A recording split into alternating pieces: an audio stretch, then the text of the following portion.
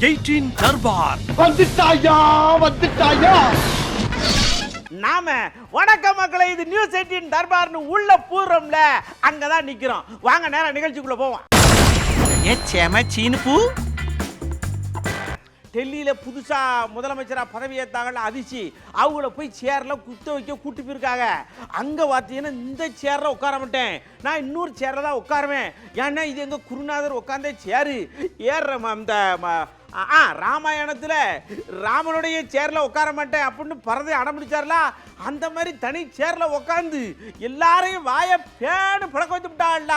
मैं आतिशी ईश्वर की शपथ लेती हूँ, जब भगवान श्री राम 14 वर्ष के लिए अयोध्या से वनवास पे गए और भरत जी को अयोध्या का शासन संभालना पड़ा, जिस तरह भरत जी ने 14 साल तक भगवान श्री राम की खड़ाऊ रखकर अयोध्या का शासन संभाला, उसी तरह से आने वाले 4 महीने के लिए मैं दिल्ली सरकार चलाऊं. நம்ம தனுசு இருக்காரா, தனுசு அவங்க அண்ணன் சடக்குன்னு ஒரு வீடியோ போட்டு பேசியிருக்காரு. என்ன பேசியிருக்காருன்னா, ஐயா தாய்மொழியில பேசுங்க, அதுவும் தமிழ்ல பேசுங்க, செந்தமிழ் நாப்பழக்கம் அப்படின்னு சொல்லுவாங்கடா. தியானு மாதிரி வந்து காதுல விழுமியா. ஏதாவது ஒரு அழகான பொண்ணு வந்து hi I'm so this I like it அப்படின்னு சொன்னா, தமிழ்ல பேசு அப்படின்னா நான் உன்ன லவ் இல்லைன்னா கிடையாதுன்னு சொல்லிருங்கன்னு சொல்லியிருக்காரு. நான் தமிழ், நான் எங்கே போனாலும் தமிழில் பேசுவேன். அது மாதிரி நான் உங்ககிட்ட கேட்குறது ஒன்று தான், நீங்கள் தமிழில் பேசுங்க. எங்கே போனாலும் தலை நிமிர்ந்து கொஞ்சம் வாய்ஸை ரைஸ் பண்ணி தமிழில் பேசுங்க. அவங்கள அவமானமாக பார்த்தா நீங்கள் முறைச்சிட்டு அடி என்னங்க யோசிக்கிறீங்க, விற்க மாட்டீங்களா அப்படியே கேளுங்க. அப்படி வந்து உங்களை ஏதாவது ஒரு ஃபிகரு வந்து அவமானமாக பார்த்தா அப்படி மூஞ்சியை சுழிச்சா, அந்த மாதிரி ஒரு ஃபிகரே நம்மளுக்கு தேவையில்லைங்க. தூக்கி கடாசுங்க. என் தமிழ்நாட்டு பொண்ணு, தமிழ் பேசுகிற பொண்ணே எனக்கு போதும். இது ஏன் சொல்கிறேன்னா, உலகத்தில் நீங்கள் எந்த கண்ட்ரி எந்த நாட்டுக்கு போய் பார்த்துருங்க, எல்லாரும் அவங்களோட தாய்மொழியில தான் பேசுவாங்க. அது மட்டும்தாங்க பேசுவாங்க. அடுத்து செஸ் ஒலிம்பியாட்ல நம்ம ஆளுக பதக்கமாக வாங்கி குவிக்க நமக்கு ஒரு சந்தோஷமா இருக்கு. இப்போ இந்த பதக்கத்தை வாங்கி கோப்பையை கொடுப்பாள்டா, அப்படி கொடுக்க போகும்போது டான்ஸ் ஆடிக்கிட்டே போய் கொடுத்துருக்காங்க. பதக்கம் வாங்கினவளுக்கும் சந்தோஷம், பதக்கத்தை போட்டவளுக்கும் சந்தோஷம், பார்க்குற நமக்கும் சந்தோஷமோ சந்தோஷம்.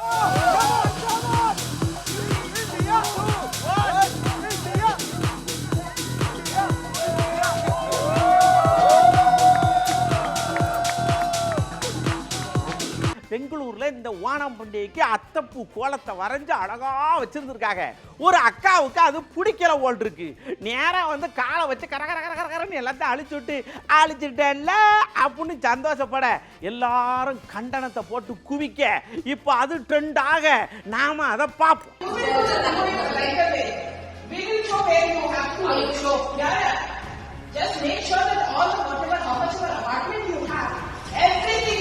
So we go pushers, man. What is this? No, I don't want to touch this person then. You circulate a madness. That's it. You circulate a madness. மோதாட்டாக்க நம்ம அட்மினை வச்சு மெயின்டைன் பண்ற பாஜக தலைவர் தான் பேச போறார். என்ன அப்படின்னா, ஐயா இதுக்கு முன்னாடி காங்கிரஸ் மத்தவங்களாம் ஆட்சி பண்ணாங்க, தமிழ்நாட்டில இருந்து போன மீனவர்கள்லாம் டுப்புன்னு சுட்டு கொண்டு விட்டாங்க. மோடி ஐயா வந்ததுக்கு அப்புறம் ஒத்தால சுடலையே, ஏன் ஒருத்தர் சுட்டான்னு சொல்லல, அது இதுக்காக சுடலை. இந்த கிரிக்கெட் மேட்ச் நடந்ததில் அதில் இந்தியா ஜெயிச்சிருச்சுன்னு காண்டில் ஒருத்தர் சுட்டுருக்கா ஐயா, மற்றபடி ஒரு ஆளை சுடலைன்னு ஐயா சொல்லியிருக்கார்.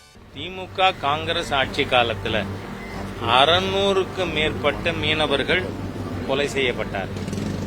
ஆனால் மாண்புமிகு பிரதமர் மோடி அவர்கள் ஆட்சிக்கு வந்த பிறகு இதுவரை ராமேஸ்வரத்தை சேர்ந்த ஒரு மீனவர், அதுவும் மீனவர் பிரச்சனைக்காக கொல்லப்படலை.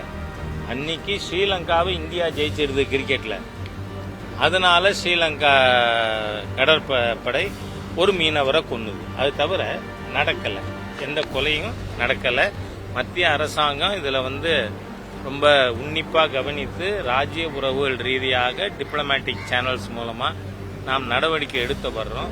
அதனால சமயத்தில் நாமும் இலங்கை மீனவர்கள் கைது பண்ணுறோம். அதாவது அந்த கடல் எல்லை தாண்டி வரும்பொழுது அதுவும் நடக்குது. அதனால மத்திய அரசாங்கம் இப்போ போன வாரம் வரைக்கும் கைது செய்யப்பட்டவர்கள் விடுதலை செய்யப்பட்டு விட்டார்கள். ஆகவே இட்ஸ் நாட் அன் இஷ்யூ. கைது நடக்காமல் பார்த்துக்கிறதுக்கு நம்ம என்ன செய்யலாம்னு யோசிப்போம். நம்ம நீலகிரியில இருந்து எம்பியா நம்ம திமுக எம்பி இருக்காருல, அவரு ஒரு விஷயத்த பேசியிருக்காரு. இங்க இருக்க விசிகால புதுசாக ஒருத்தர் போய் சேர்ந்தாரு. அவர் ஏகத்துக்கும் பேசாரு, தம்பி அப்படி பேசக்கூடாது, இந்த டக்குன்னு துணை முதலமைச்சர் அதெல்லாம் பேசக்கூடாது, சரிங்களா? அது ரொம்ப தப்பு, நீங்க பேசுறது கண்டிக்கத்தக்கது, திரும்ப கண்டிப்பாரு நினைக்கிறேன், இல்லைன்னா நாங்க கண்டிக்க வேண்டியிருக்கோம் அப்படின்னு லேசா அப்படியே எச்சரிச்சிருக்காரு. இன்றைக்கு மதவாதத்தை ஒழிப்பதில், சமூக நீதியை காப்பதில் திராவிட முன்னேற்ற கழகத்தோடு தோள் கொடுக்கின்ற அரசியல் கட்சிகளில் ஒரு நல்ல இடத்துல இருக்கின்ற கட்சியாக விடுதலை சிறுத்தைகள் கட்சி இருக்கிறது என்பதையும், அந்த இடதுசாரி சிந்தனையிலிருந்து சிறிதும் வலுவாமல் இருக்கின்ற ஒரு அரசியல் கட்சியுடைய தலைவர் எழுச்சி தமிழர் திருமா என்பதிலேயும் எனக்கு, திராவிட முன்னேற்ற கழகத்திற்கு, எங்களுடைய தலைவருக்கு இரண்டு விதமான கருத்து யாருக்கும் இருந்ததில்லை. இந்த சூழலில் இப்படிப்பட்ட ஒரு கருத்தை அந்த கட்சியிலே புதிதாக சேர்ந்திருக்கிற ஒருவர் கொள்கை புரிதலின்றி பேசியிருப்பது கூட்டணி அரணுக்கு, அரசியல் அறத்திற்கு ஏற்புடையது அல்ல. மதிப்பிற்குரிய எழுச்சி தமிழர் திருமா அவர்கள் நிச்சயமாக இந்த கருத்தை ஏற்க மாட்டார். நிச்சயமாக இந்த கருத்துக்கு எதிரான நிலைப்பாட்டை அவர் எடுப்பார்.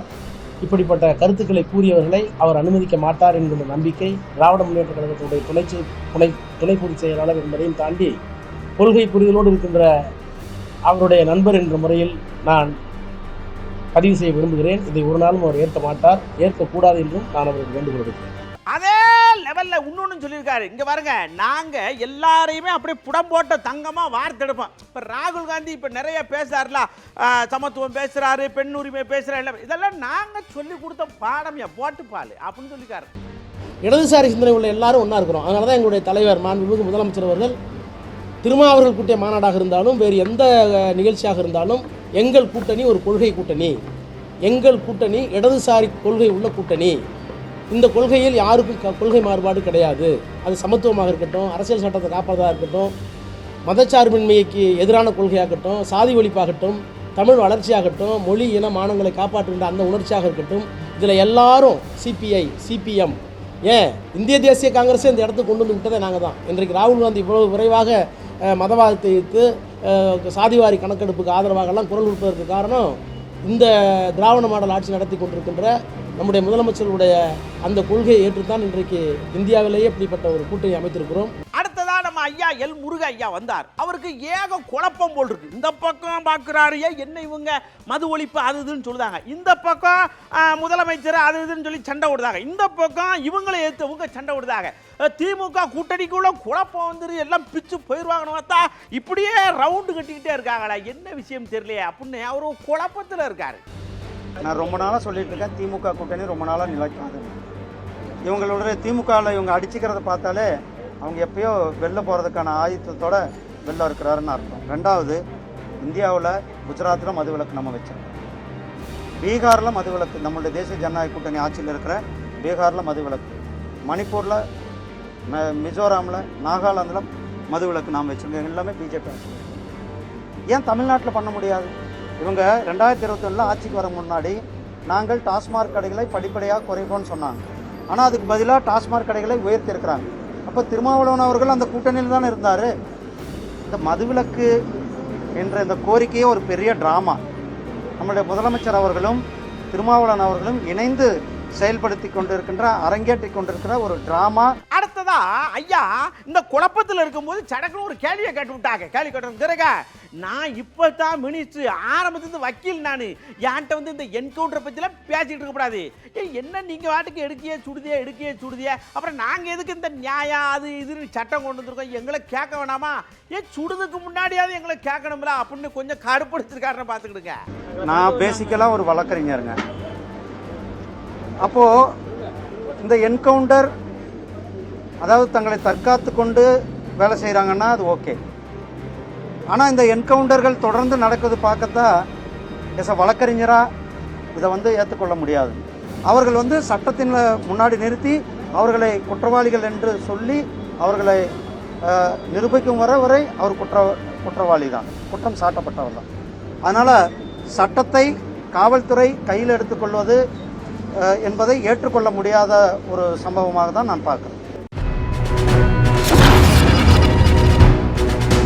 இந்த சுட்டு கொள்றது என்கவுண்டர் சரியா தப்பா, மனித உரிமையெல்லாம் வேற மாதிரிலாம் பேசிக்கிட்டு இருக்கு, என்ன கதை இது அப்படின்னு மக்கள்கிட்ட கேட்டோம். மக்களும் மனசு நோகாம பதில் எடுத்து கொடுத்துருக்காங்க. தமிழ்நாடு அரசு தொடர்ந்து என்கவுண்டர் என்ற விஷயம் என்பது காவல்துறை மூலமா நடைமுறைப்படுத்திட்டு இருக்காங்க. உள்ளபடியே அது வருத்தமான செய்தி தான். ஒரு உயிரை எடுப்பதற்கு ஒரு மனிதனுக்கு எந்த அதிகாரம் இல்லைன்னு சொல்லி இந்திய அரசியல் சட்டத்திலேயே சொல்லியிருக்காங்க. அவங்களுக்கு சிறையில் தண்டனை உயிர் இருக்கிற வரைக்கும் அந்த தண்டனை அவங்க கொடுத்துட்டே இருந்தால் நம்ம செஞ்சது தப்பு அப்படிங்கிற இது உணர்ச்சி பூர்வமாக உள்ளுணர்வு இருக்கும். அவங்க விசாரிக்கவே இல்லை, வர வழியில் கேட்டால் சுட்டுட்டேங்கிறாங்க. இப்படி ஒவ்வொருத்தரையும் என்கவுண்டர் பண்ணால் அப்புறம் யார் தான் குற்றவாளின்னு நமக்கு தெரியும். இது சரி தப்புன்னு நம்ம எப்படிங்க சொல்ல முடியும்? ஏன்னா அது என்ன சூழ்நிலை என்ன நம்மளுக்கு தெரியாது. ரவுடியினால் பொதுமக்களும் பாதிக்கப்படுறாங்க, அதை நம்ம ஏற்றுக்க முடியுமா? ஏற்றுக்க முடியாது. ரவுடினா அவன் ரவுடி தான், அது அவங்களே நம்ம ஏற்றுக்க முடியாது. கோயம்புத்தூரில் ஏற்கனவே உங்களுக்கு கற்பழிப்பு கேஸில் உங்களுக்கு என்கவுண்டர் பண்ணாங்க 2 பேர் இதில். அதில் ஒரு ஆள் என்கவுண்டர் பண்ணாங்க. தப்பு பண்ணால் கண்டிப்பாக என்கவுண்டர் பண்ணி தானே ஆகணும். என்கவுண்டர் போடுங்க, யாரும் வேண்டாம்னு சொல்ல. முறைப்படி நடு ரோட்டில் கூட எடுத்துங்க பொதுமக்கள் மத்தியில் இவர் இந்த குத்தம் செஞ்சார் அப்படின்னு கேட்டு செய்யுங்க. எனக்கு ஒன்றும் புரியல, இவங்க என்கவுண்டர் எனக்கு ஒன்றும் புரியல. ரொம்ப அநியாயமாக இருக்குது. இது கண்டிக்கத்தக்கது. சட்டப்படி அதுக்குன்னு ஒரு வழக்குகள் இருக்குது. சம்பந்தப்பட்ட வழக்குகளை வச்சு சரியானபடி விசாரணை பண்ணி அதுக்கப்புறம் என்கவுண்டர் பண்ணணும். என்கவுண்டரில் அந்த குற்றம் சாட்டப்பட்டவர் பலியாவதன் காரணமாக அந்த வழக்கினுடைய உண்மையான காரணங்கள், குற்றப்பின்னணி உள்ளவர்கள், அதனுடைய மூல காரணங்கள் தெரியாமல் போகும் என்ற கருத்து பொதுவாக இருந்து வருகிறது. ரவுடிகளை ஒரு ரவுடி அவர் சுடுறது அவர் சுடாமல் இருந்தாலும் 10 ரவுடி உருவாக்குவாங்க. இப்போ அந்த ரவுடி சுட்டது நல்லதான். இந்த கதைகள் தான் ஏன் சொல்றீங்க? அதனால தான் சொல்றோம், இந்த கதைகள் தான் நம்பக்கூடிய கதைகள் கிடையாது. இது ஒரு மனித உரிமை மீறல். இது மோதல் சாவு அல்ல. இது ஒரு எக்ஸ்ட்ரா ஜுடிஷியல் கில்லிங், சட்டத்துக்கு புறம்பாக நடத்தப்பட்ட கொலை. அடுத்து நாம பார்க்க போறது சொர்க்கமே என்றாரும். பொதுவா நமக்கு ஒரு விஷயம் கண்ணுல பட்டுச்சுன்னா, ஏன் பார்க்க சிலுக்கு மாதிரி இருக்கப்பா அப்படின்னு சொல்லுவோம்டா. அந்த சிலுக்குடைய ரசிகர்கள் ஒரு 40ல இருந்து ஒரு 60 வயசு இருக்கக்கூடியவங்கள ஒன்று சேர்ந்து அவங்களுடைய நினைவா அன்னதானம் பண்ணி பயங்கரமா கொண்டாடி இருக்காங்க நம்ம ஈரோட்டு பக்கத்துல. அட, சிலுக்குன்னு பேர்னாலே உங்களுக்கு சந்தோஷம் தான், அன்னதானம் கொடுத்தா கூடுதல் தானே.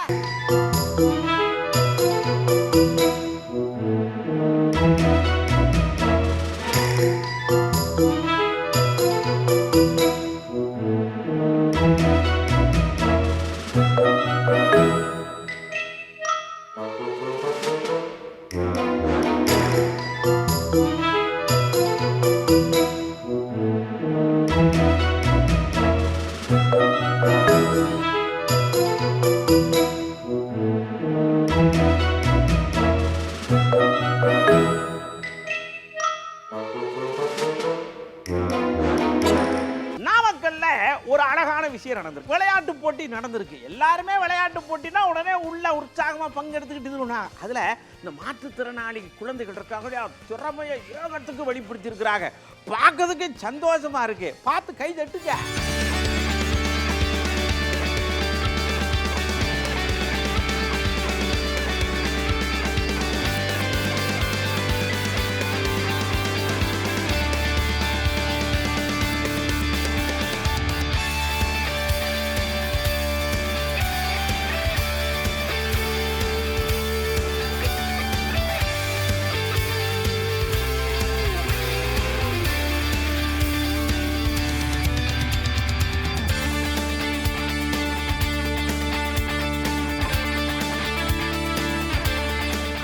என்ன அப்படின்னா, கள்ளக்குறிச்சி பக்கத்தில் ஒரு பெரிய விஷயம் நடந்து போச்சு. எல்லாருமே பொதுவாக அந்த காவல்துறை உங்க நண்பன் சொல்லுவாங்க இல்லையா, அந்த அளவுக்கு இருக்கிறது இல்லை, எனிமி மாதிரியே இருக்கிறது. ஆனால் கள்ளக்குறிச்சி பக்கத்தில் ஒரு சப் இன்ஸ்பெக்டர் அம்மா மக்களோட மக்களாக இணக்கமாக இருந்திருக்காங்க. இவங்க நல்ல பேர் வாங்கினதை பார்த்து யாரோ கொஞ்சம் கருவி இருப்பாங்க ஓட்டுருக்கு. சடக்குன்னு அந்த அம்மாவை தூக்கி வேற இடத்துக்கு போட்ட உடனே மக்கள்லாம் கொந்தளிச்சு போய் தாலுகாவா இது பண்ணி அந்த அம்மா தான் எங்களுக்கு வேணும், மாத்துறீங்கன்னா அவ்வளோதான் சொல்லிவிட்டேன்னு போராட்டம் பண்ணிவிட்டானா பார்த்து கொடுங்க.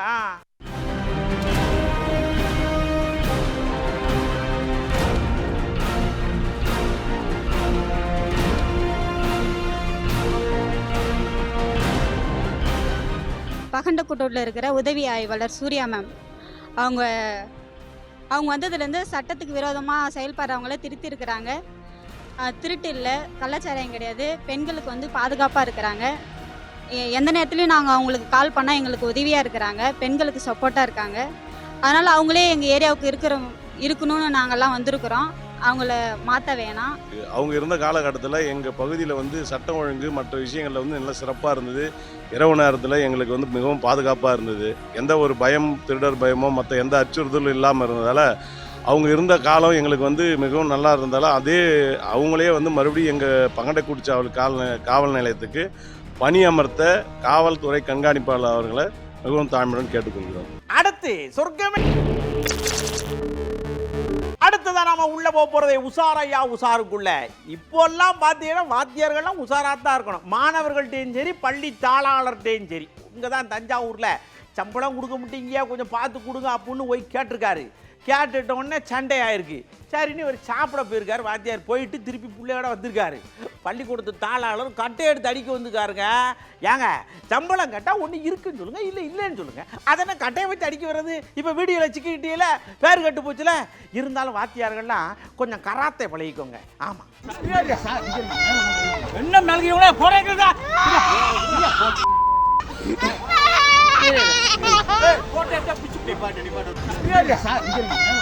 என்ன மேலே போறீங்களா?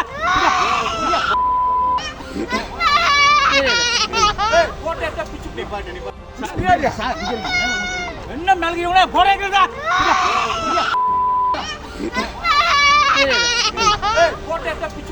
அடுத்து திருப்பத்தூர்ல ஒரு மெகா விஷயம்ங்க.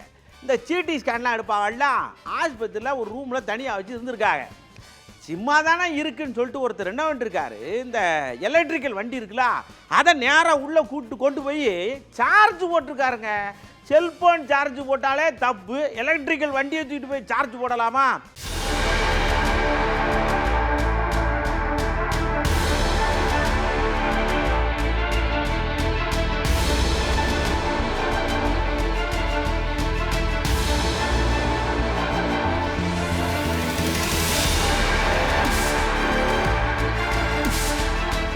மக்களே, வரிசையாக வந்த நம்ம தர்பாரோடைய ஒவ்வொரு விஷயமும் உங்களுக்கு பிடிச்சிருக்கும்னு நினைக்கிறேன். கண்டிப்பாக பிள்ளைங்க எப்படி படிப்பு முக்கியமோ அதேமாதிரி நம்ம தர்பாரில் வர்ற ஒவ்வொரு விஷயம் முக்கியம்தான், சரிங்களா?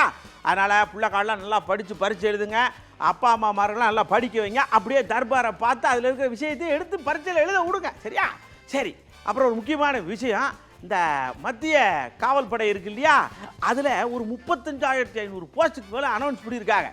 நடக்கிறேன்னு போங்க, வெப்சைட்டை ஓப்பன் பண்ணி பார்த்து எலிஜிபிள் இருந்தால் போட்டு அட்டன் பண்ணி எல்லாத்தையும் பாஸ் பண்ணி வேலைக்கு போயிருங்க, சரியா? அடுத்த தர்பாரில் இன்னும் ஏகப்பட்ட விஷயத்தோடு உங்களை வந்து சந்திக்கிறேன். அது வரைக்கும் உங்கள்கிட்ட இருந்து ரொம்ப பணிவோடு விடைபெற்றுக் கொள்வது உங்கள் அன்பு நண்பன் எழில். வணக்கம் மக்களே. 18 தர்பார் வந்துட்டாயா.